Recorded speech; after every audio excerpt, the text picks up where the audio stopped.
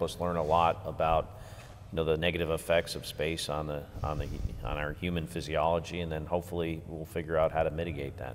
The thing that really strikes me is that been really the most comprehensive view that we've ever had of the response of the human body to spaceflight. So, Mark Kelly stayed on the ground for the year, and while Scott Kelly was on the International Space Station for a year, and we were able to monitor both of them before, during, and after the flight.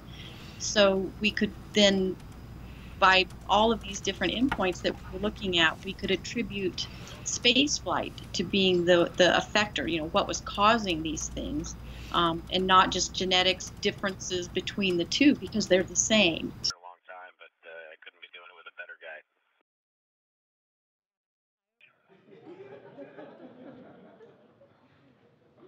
This was definitely the first time that NASA's ever done any of the kind of omics studies. So you think about genomics, where they sequence the DNA, or they transcriptomics, they sequence the RNA. They looked at the products of metabolism, metabolomics. They looked at changes in proteins. They really did a lot of those types of studies, cutting edge kinds of science. I think for the folks who go to Mars, that's going to be, especially the first time, that's going to be such a, an incredible. Our study then looked at, monitored or followed Mark and Scott's telomere length before, during, and after the flight.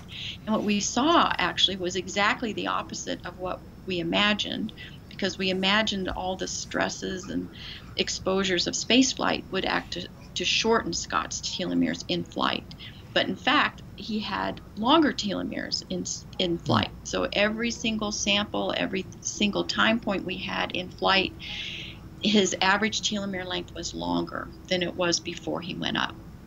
So that was really a surprise to us. Level of muscle soreness and fatigue is a lot higher than it was. We also looked at chromosome aberration, so the chromosomes themselves, and there were some rearrangements there, again because of the radiation exposure. That's something, again, we expected, and certainly we saw as a result of the radiation exposure. So, we know that he does have damage to his chromosomes, and he has shorter telomeres, both of which are things that could contribute to genomic instability, or things that really could contribute to some of the aging kinds of diseases that we think about, like cardiovascular disease and some cancers.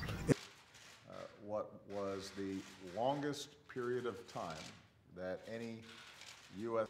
His twin brother, Mark, also an astronaut. The twin study will really guide a lot of those future kinds of studies.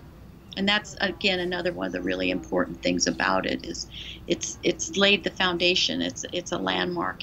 We set the baseline, and so we know what to watch for going forward. We used to finish each other's sentences, but that's just because we grew up together.